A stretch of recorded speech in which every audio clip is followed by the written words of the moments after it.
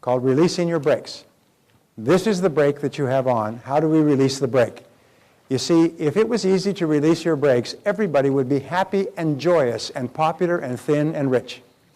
It is the brakes that we have on that are holding us back, and they are invariably psychological and emotional brakes. So what we have to learn to do is release our brakes so that we are free, so we can just fly. So the starting points of the development of negative habit patterns are, first of all, destructive criticism.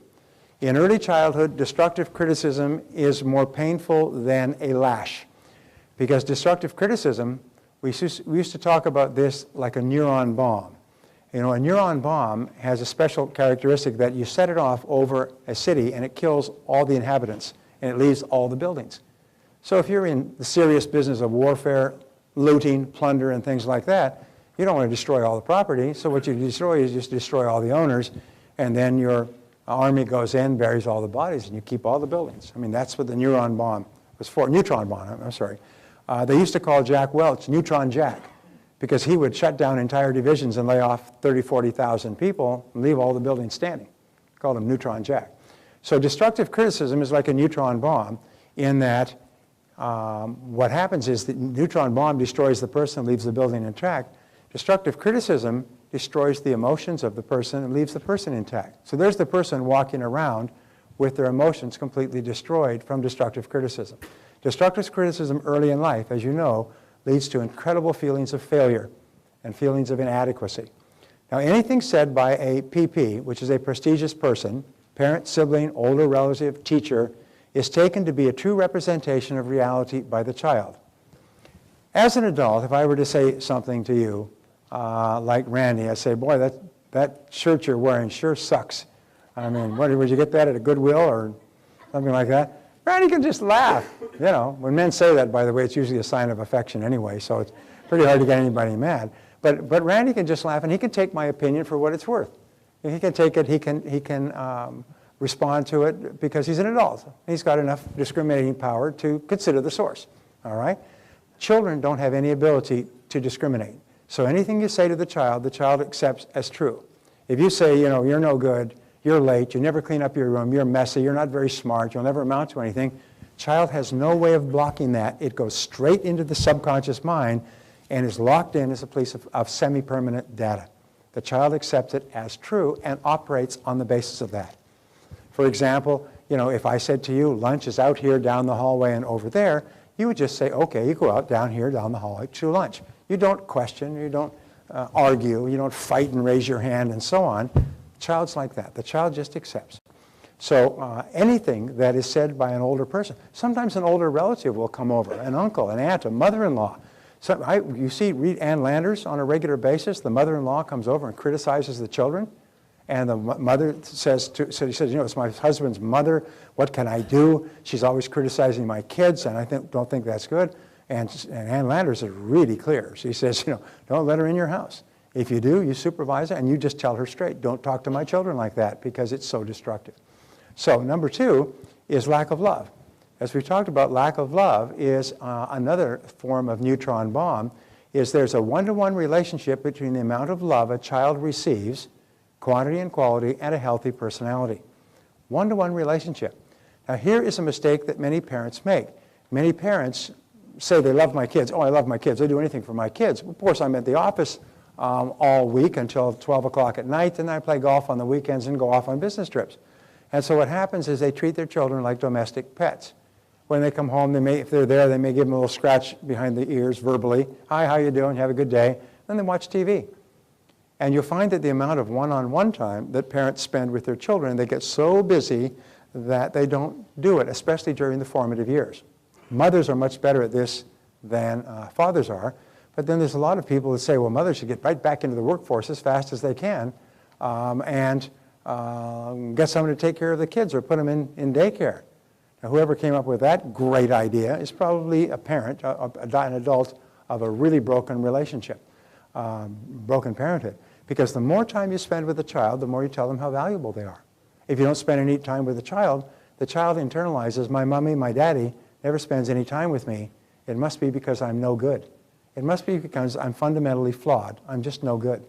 And they grow up and they become a behavior problem and they get into trouble at school and they act out and they drink and they blow up in anger and they do damage to themselves. They are fighting against this awful feeling they have inside of being of no value to their parents because their parents, especially their fathers, spent no time with them. This is a major problem in America where you have children growing up illegitimately. George Will had this wonderful column many years ago, and I thought, what a wonderful thought. They said, no child asks to be born. No child asks to be born. So when a child is born, then you are responsible for taking care of that child. And then the second quote that I read was, a child should be in the company of someone who is crazy about them for the first 3 to 5 years of their life. And I thought, isn't that a wonderful idea? Is no child asked to be born, but by gum, if they're born, they should be in the company of someone who's crazy about them for the first 3 to 5 years of their life. And many parents didn't know this. We didn't know that. My parents didn't know it when I was growing up. We sure knew it when we had our first children because we had learned. We had caught up. For children to feel fully loved, 3 conditions must exist. Number 1, the parents must love themselves. Low self-esteem parents raise low self-esteem children because they don't love themselves. So they're critical toward themselves, they're negative, they're angry, they're depressed, they have a whole lot of problems, sometimes they drink and so on. And many of us were raised by parents who didn't love themselves very much. And second of all, parents must love each other. The greatest kindness that a man can do for his children is to love their mother, and vice versa. Greatest kindness a woman can do for their children is to love their father. Because children learn about love by seeing it in their environment, by watching it experience. They learn. Many people get married. They call it a trial marriage.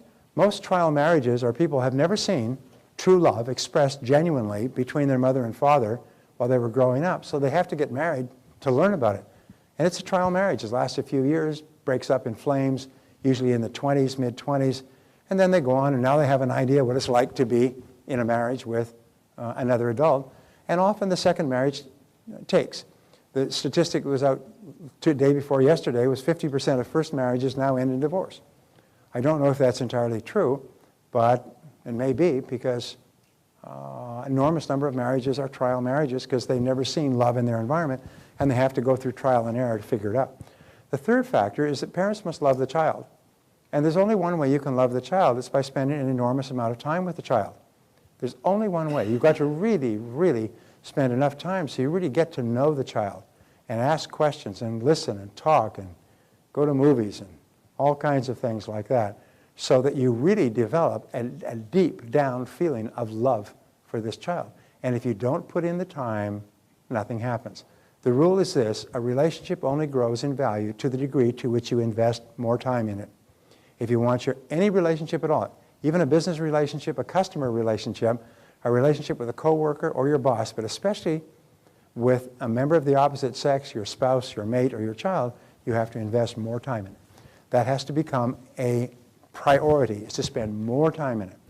I had this discussion with somebody the other day. It was really interesting. I said that, you know, with love, they talk about quality of time, but quality of time is a function of quantity of time.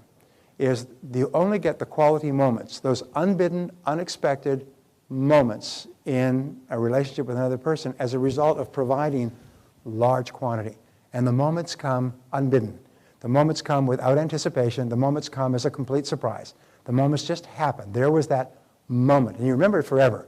Somehow you remember it for years, but you've got to provide large quantities of time for that to take place. So they must love the child. And many parents meant to love their child, and they even say, I love my child. I just never spend any time with them. I have no idea what they're doing or thinking. A friend of mine who was, was talking about these things, about how important it is to be a good father. His daughter was going on a ski trip, and it was about 5 hours away, and she missed the bus. And so he had to drive her to the ski trip. And so the bus left at 7 o'clock, and she overslept. So he had to drive her to the ski trip, so he drove to the ski strip, and they're going through mountains. This is in Utah, so remember this, they couldn't pick up any radio. So there was no radio on, so they talked for 5 hours. And she was 16 years old. She said he learned more about his daughter in 5 hours than he learned in 16 years.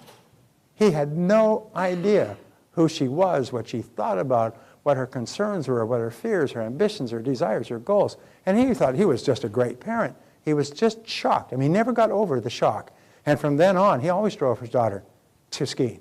He always created that 5-hour block to drive her to the mountains for skiing and never had the radio on.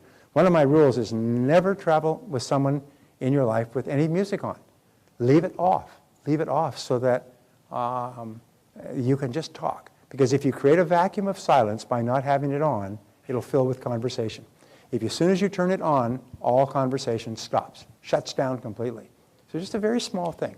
Barbara and I travel all the time, and we never have anything on. We will never listen to anything. We just talk. Actually, I just listen.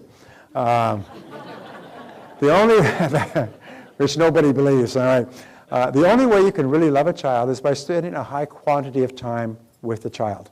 And this has to take precedence over all things. They did a study of 50 parents on, I believe it was Mother's Day. I think it was Mother's Day or Father's Day. Maybe it was probably Father's Day. But they asked them, what's the biggest regret that you have with regard to your grown children? And 49 out of 50 had the same regret. Can you guess what it was? I wish I had spent more time with them when they were young. I wish I had spent more time with them when they were young, because if you miss that time, you can never get it back. You can never go back. You can't make it up. You can't go back and catch up on those years. So 49 out of 50 said their biggest regret as parents is I did not spend enough time with my children when they were young. So when Barbara and I heard that before we had Christina, our first child, and we made a vow that that would never be the case with our children, that we would spend enough time with them. So releasing your brakes, if one of the three above conditions existed in combination with destructive criticism, you'll have grown up with guilt. And guilt is the feeling of not being worth very much. Guilt is the most powerful and biggest negative phenomena in our society today. We have a plague, like an epidemic of guilt, that is pulling our society down and destroying the hopes of so many people. And guilt is an insidious, it's like a low-grade emotional infection that sits in there and that fouls up everything that we try to do, say, be in life. So when we don't feel that we are worth very much, we feel worth less. And the greatest problem, a feeling of guilt, leads to a feeling of worthlessness. Interesting, I've spoken with the doctors who work with AIDS patients when AIDS was much more of an epidemic. They say the one characteristic of an AIDS victim was an overwhelming feeling of worthlessness. They felt absolutely worthless, and as a result, they engaged in promiscuous behavior that led to them getting AIDS. And it's because they just felt so worthless, they just punished their bodies because they felt so worthless for a whole variety of reasons.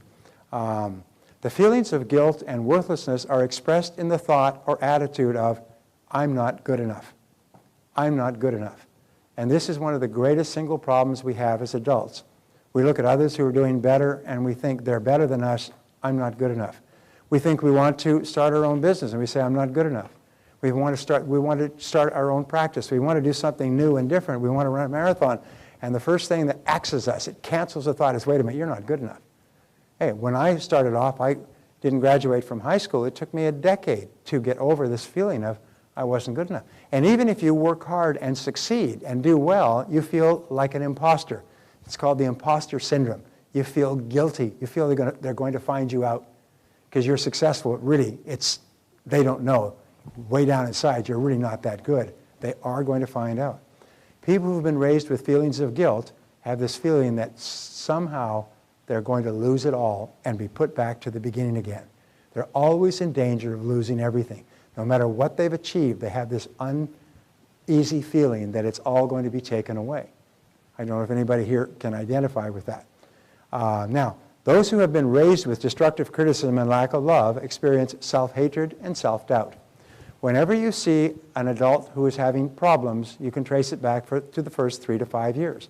Whenever you see an adult who engages in destructive behaviors, either for themselves or others, you can trace it back to the first 3 to 5 years. And that's why it's so important that we get rid of the feelings of guilt. So we find that guilt is used for 2 reasons.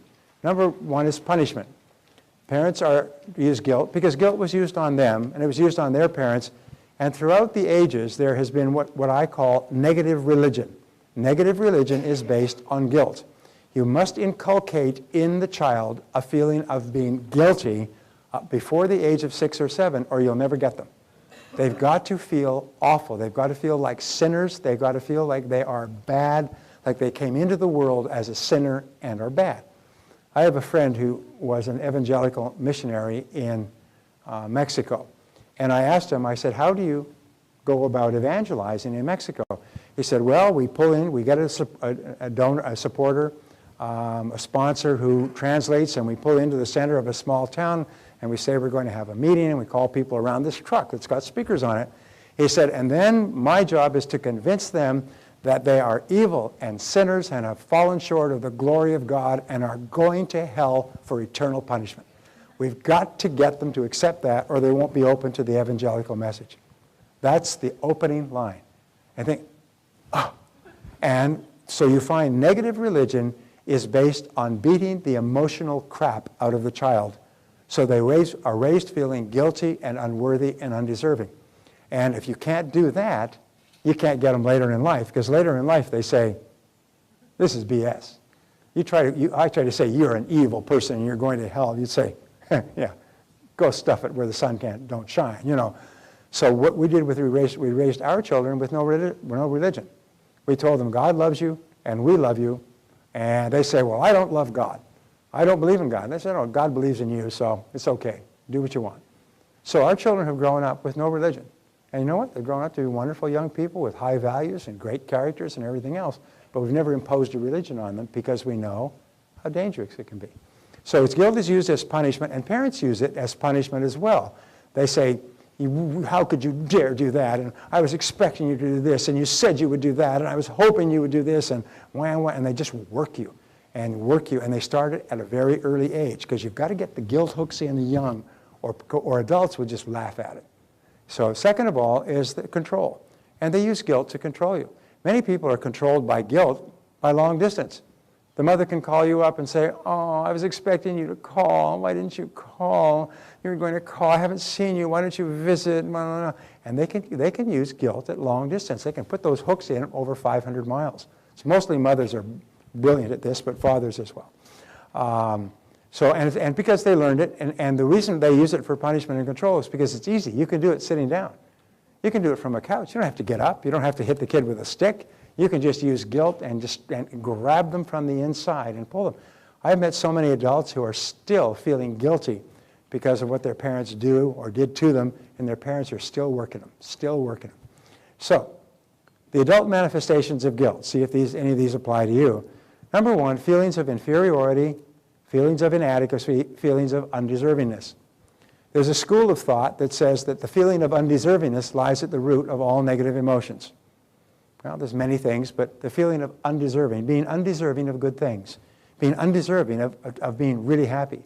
That's why if you're really happy for a time and you've been raised with feelings of guilt, you'll feel, oh my God, it's going to be taken away. Something's going to happen because I don't deserve to be happy all the time. Well, the fact of the matter is you deserve all the happiness that you can legitimately enjoy by doing something worthwhile in the world, by treating other people well and by making a contribution. People say, well, I feel I don't deserve. They call this fear of success. It's not fear of success. It's a desire. It's a feeling of undeservingness.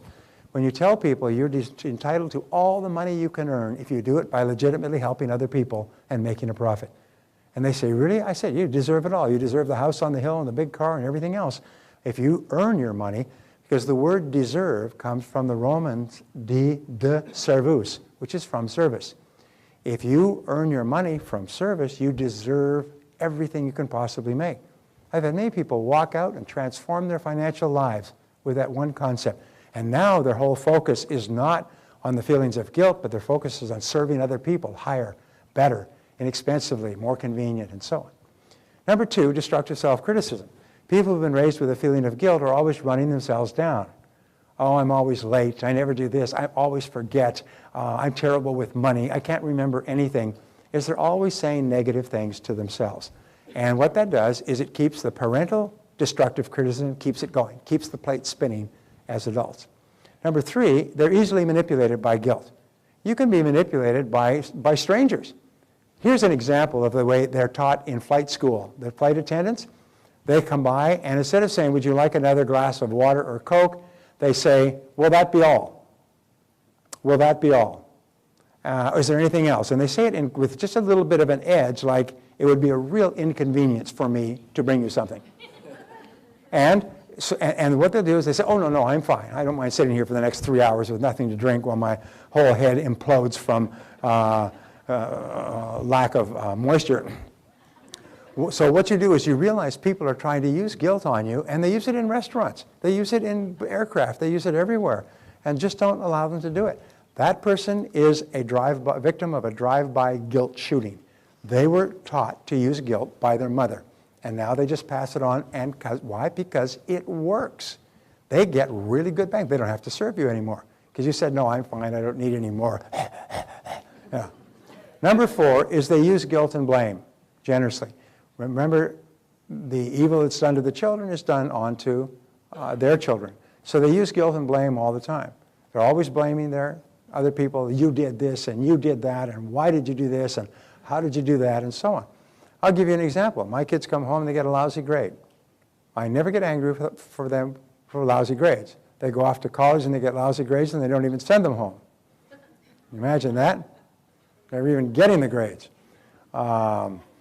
And so what happens is that they use the blame on other people, and it works. And we just keep it going, generation after generation. And you can tell, if a person has been raised with guilt, it was the mother that was raised with guilt, and the grandmother that was raised with guilt, and the great-grandmother that was raised with guilt. And why? Because it works.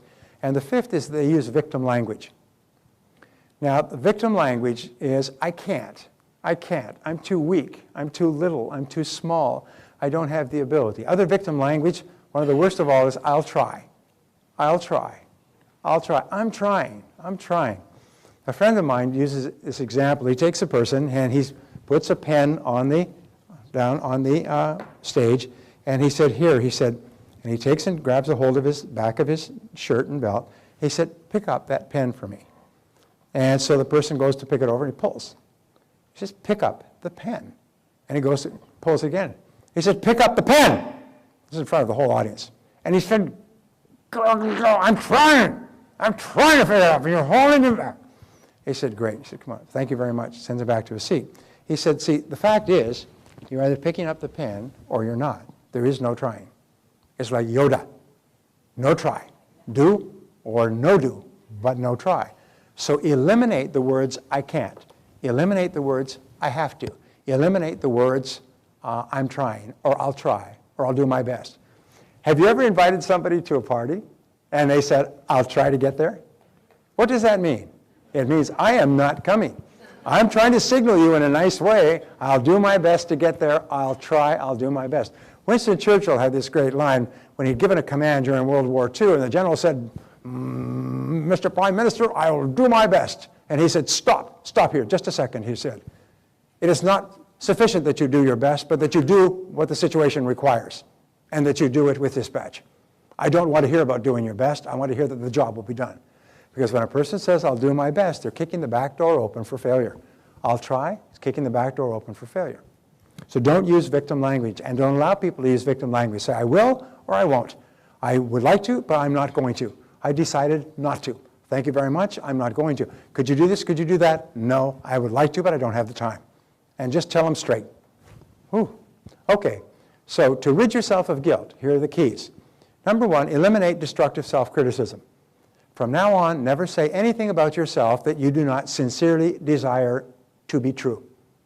If you don't want it to be true, because the reason that you're late is because you've decided not to be on time. That's all. I can guarantee that you would be on time for every appointment. What if you've got $10,000 for every appointment that you showed up 5 minutes early for or 10 minutes early for? You'd be on time for every appointment for the rest of your life.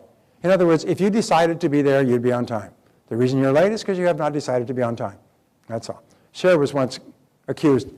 She arrived at a meeting and the person said, you're almost late. She said, where I come from in Hollywood, that's called being on time. I thought that was funny. All right. Anyway. All right. Number 2, refuse to be manipulated by guilt. When a person tries to manipulate you using guilt, you say, excuse me, are you trying to make me feel guilty? And you smile at them. And nobody will admit it. They'll all lie through their teeth. And they'll say, oh, no, not at all. You say, that's good, because I thought you were trying to make me feel guilty. And when they try it again, mother, Say it again. Are you trying to make me feel guilty? And just say it with a cheerful voice. And the third time you say, are you trying to make me feel guilty? They'll finally burst out and say, yes, I am. You say, well, it's not going to work anymore because I don't feel guilty and I'm not going to do anything if you try to make me feel guilty. And if you keep trying to make me feel guilty, I just won't talk to you anymore. But. And what that does is it forces them to start to engage in adult behaviors, in adult conversation. You have to break people of the habit of manipulating you with the use of guilt. So you just say, excuse me, I'm just curious, are you trying to make me feel guilty? You're not attacking them. You're just saying this. And when they finally admit yes, you say, well, it's not going to work anymore. It's not going to work. I'm not going to do anything because I feel guilty. So what else you got? But that's all I got. Been working for years. Number 3, refuse to use guilt and blame on others. Refuse to use guilt and blame on others. Guilt is often a punishment. My mother was raised Catholic, so I say I come by my feelings of guilt and unworthiness, honestly. But my mother would take a mistake I made when I was 5, and she'd still be reminding me of it when I was 15. One of the rules we have in our house is if somebody breaks a dish or makes a mistake, it's never mentioned again. It is never mentioned again. We never bring up a past mistake. We say that when you're growing up, you make mistakes, and life goes on, and we never mention it again. We never get angry, we never blame, we never remind. It's just past event. It's like something that happened in a previous town, and it's never brought up again. Because only by reminding you of a mistake you made are you made to feel guilty over and over again. Now the 4th is to use the law of forgiveness. And this is perhaps the most important thing that I can share with you, because this is what changes people's lives. The law of forgiveness says that you are mentally healthy to the degree to which you can forgive and forget the grievances against you. In the Bible, in the New Testament, it said the principle of forgiveness. If a person hurts you, go with him 70 times 7. If you remember that you've hurt somebody, go and apologize to them. The principle of forgiveness, right up to the end of the life of Jesus, is the fundamental principle of Christianity. The ability to freely forgive is the mark of the truly developed, the superior human being. And that's why when you think of what they call the great mystics or the great lovers throughout history, they have been people totally without rancor or anger toward anyone, even people who put them to death. The ability to forgive is really the mark of how far you've come as a human being. So we say the people that you must forgive are, first of all, you must forgive your parents. Children grow up with ideas of things that their parents should or should not do. And those ideas may be based on reality or falsehood. It may be based on something someone said. When our daughter Christina was growing up, she was thinking of becoming a psychologist, so she visited a psychologist. And the first thing the psychologist told her was that she had terrible parents. Because we asked Christina twice in her lifetime to babysit for Catherine, just take care of her while Mom went shopping. And the psychologist told her, and when she was a very impressionable age, that that was an awful thing for her parents to impose on her, to ask her to babysit for her baby sister, which was at home while Mom went shopping. And she thought, wow, she didn't realize how badly she'd been treated. It took her years to recover from that. It took her years to get over this first impression. Remember, a prestigious person giving a piece of input to a vulnerable person? And it turned out, this psychologist turned out to be a bit of a wacko. And eventually nobody would send anybody to her. She was a teenage psychologist. But she would plant these sort of things in other kids' minds and turn their kids against their parents and raise their kids feeling that their parents had abused them because they'd asked them to wash their dishes or clean up their bedroom, and children should be free and not have to clean up their bedrooms. And I mean, it was just, anyway. My point was the first people you have to forgive are your parents, and you have to forgive them for everything that they ever did that you still feel angry or unhappy about. And the way that you do it is one of 3 ways. You can just say to yourself, I forgive them completely for everything, and I let it go. I forgive them completely for everything, and I let it go. And whenever you think of them, you say, I forgive them completely for everything, and I let them go. What I did to clear my mental decks is I forgive them completely for everything, I wish them well, and God bless them. I forgive them for everything, I wish them well, and God bless them. And I did this before my parents died, which is a good thing, because often people are still angry with parents who've passed away, and there's no ability to settle. But you can just say it to yourself. Just say, I forgive them completely for everything. I had one gentleman in my seminar who was still, he's 35 years old, still angry about something his father had done or said when he was 15. And he decided, because he was still making him mad, because he realized it in the seminar. So he decided he would go over that night and tell his father, who was a working guy, rough, gruff, never showed any affection at all. So he went over to his father's house. It was a Saturday after the seminar. And he said, Dad, I just want you to know that I forgive you for that thing you did when I was 15 years old. And he said, I don't know what the F you're talking about. I never did anything that requires forgiveness. I have no idea what you're talking about. And he suddenly realized he had been mad for 20 years, and his father never even knew he did it. What a stupid waste of time, life, and emotion. He said, okay, Dad, no problem. And he left, and he was free at last. And he was just completely free. In most cases, your parents never even knew what they did. Your parents only did to you what they knew how. Some people complain, my father or my mother didn't love me enough. But why do you think that was? It's because they weren't loved when they were children, and they didn't have enough love for themselves to give any away. And so the rule is your parents gave you all the love they had. They had no more. It wasn't as if you did something that caused them to withhold it. They had no more to give you than they gave you. It's they gave you all they have. And so therefore you can't be mad at them any more than you could be mad at a person who's in a wheelchair because they don't get up and run. Sometimes people are emotionally crippled, and all you can see is from the results. So what you do is you say, God bless them, I wish them well, and you forgive them. Sometimes you can go and see them personally. We have found in many cases that parents feel extremely guilty about all the mistakes they made with their kids. And so they're hoping against hope that their children will come and sit down and say, I forgive you and I love you. I spoke to a gentleman a couple of days ago, very interesting guy, very successful. He said he never had any truck with his father. His father was gruff, difficult, abusive, angry. His father was on his deathbed when he was 32 years old, and he went to visit him on his deathbed and say, Dad, I forgive you and I love you. And he says, I love you too, son, and he died the next day. That's the only conversation he'd had with him in 20 years. Never seen him, never spoken to him, never had a conversation. But he says, thank God he did it before his father died, so he could make peace. One of the most important things you can do is tell your parents that you forgive them for everything, and you love them, and you wish them well. And it's absolutely amazing. From that point on, you become an emotional adult. From that point on, you move from being a child with this big evil parent looming over you, you move up to emotional maturity. You jump over the canyon, and from then on, you'll have the best years of your life with your parents. When I went through this with my parents in my late 20s, from then on, we were like friends, and we had just a great relationship for the rest of our lives, which was another 10, 15 years, because you let it all go. As long as the baggage is there, you still remain a child to your parent. The child is still, the parent is still the rigid disciplinarian, lording it over you with the emotional stick. As soon as you forgive them, you're free, and you become an emotional adult yourself. Our country is filled with people who are emotional children, emotional cripples, because they cannot forgive their parents. They're still angry with their parents. I was doing a seminar in Orlando, and this gentleman came to lunch with him. He said he had to get divorced from his wife after about 10, 15 years. And his wife was about 35 years old. And he had to still meet with her because they had 2 children, and they had children things to straighten out. And he said he had had lunch with her the week before, and she started off complaining about her mother, and complaining about her mother, complaining about her mother.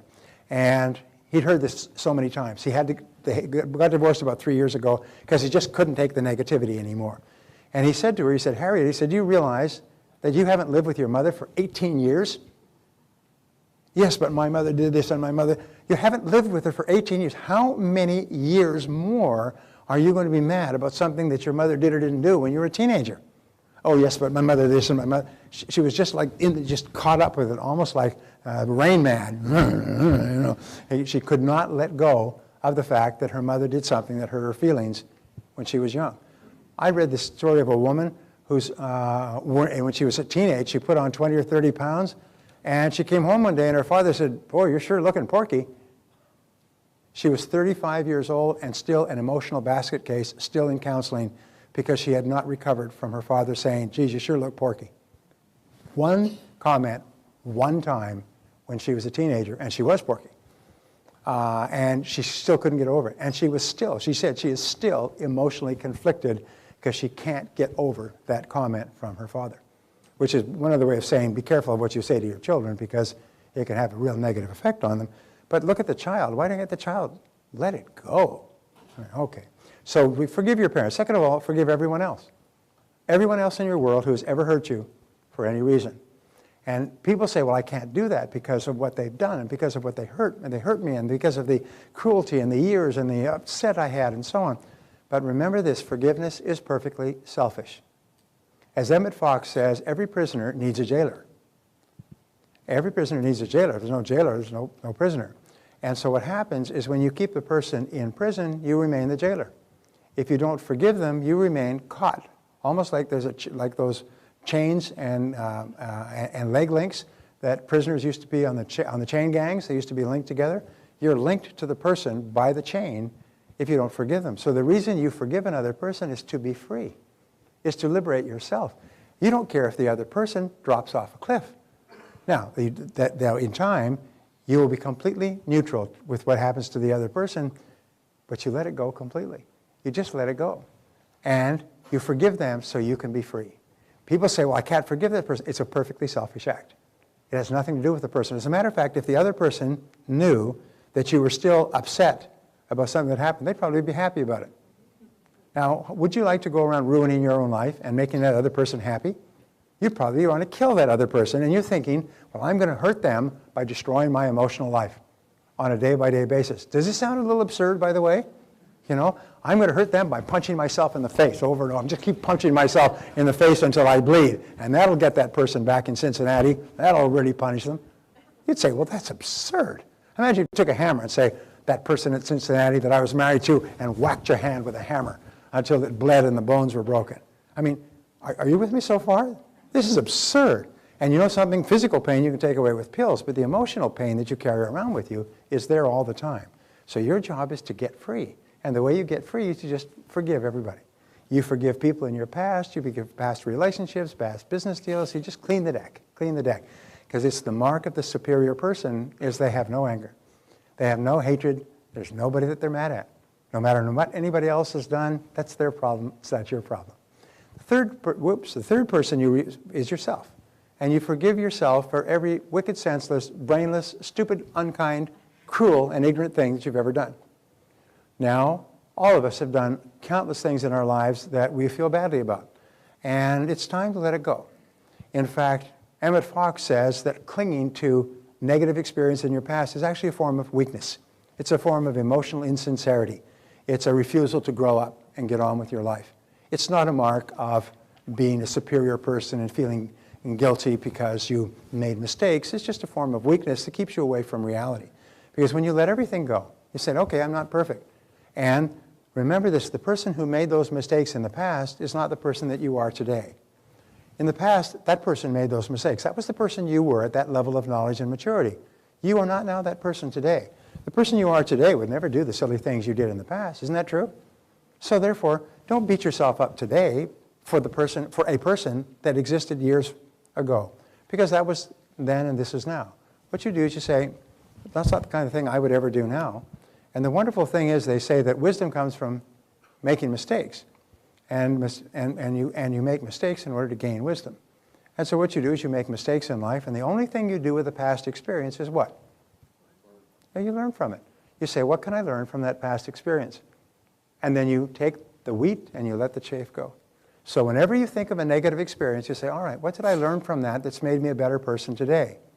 And I always think on paper. I write down all the things I can think of. And you think, well, I learned to do more of this and less of that, and not to do this and not to say that, or think before I speak, and to do more due diligence. Due diligence has been my favorite word during the economic bust, due diligence. I wish I'd done more due diligence into the background of people that I was doing business with. But I didn't, and life goes on. You know, the money's gone, life goes on.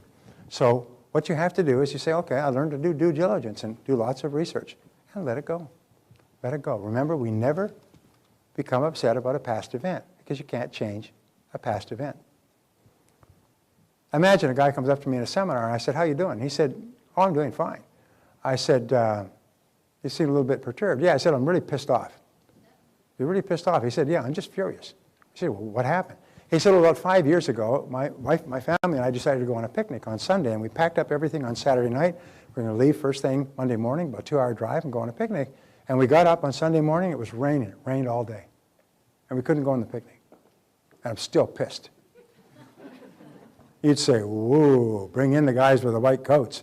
I mean, you're still mad about the fact that it rained 5 years ago and you couldn't go on your picnic? You're still upset? Yeah, I'm still pissed. You think this person needs a checkup from the neck up. They're obviously got a serious problem. What's the point that I'm making? There are people who are still mad about things that happened 5 years ago that you can't change. They've gone forever. They've disappeared into the past, and they're still mad today for the mistakes they made or mistakes somebody else made. So what you do is you say, God bless them, I wish them well. Is I forgive them completely for everything, God bless them, I wish them well. And if you've done something to hurt someone else, go and apologize. Have the courage and the character to go to that person, write them a letter, make a phone call, send them an email, and just say, you know, what I did was really unkind and cruel, and I'm sorry, and I apologize. And then let it go. They say, what about the other person? You're not concerned about what the other person does or says or anything else. Just let them go. Many of us will feel guilty for years because we did something that we feel bad about. We did something that was unkind or cruel or something, and we feel badly about it, but it takes tremendous courage to go and say, you know, I thought about that, and in retrospect, I'm sorry I said or did that. I'm sorry about what happened. And if necessary, make recompense. If necessary, make compensation. It's really, really important. In the Bible, what is the word that they use is to repent. And to repent means to turn back. To repent means to turn back and go back to a past event and have done with it and deal with it honestly. And the whole purpose of those teachings is to free your soul so you feel happy about yourself. And just let it go. And once you've done it, by the way, you just let it go.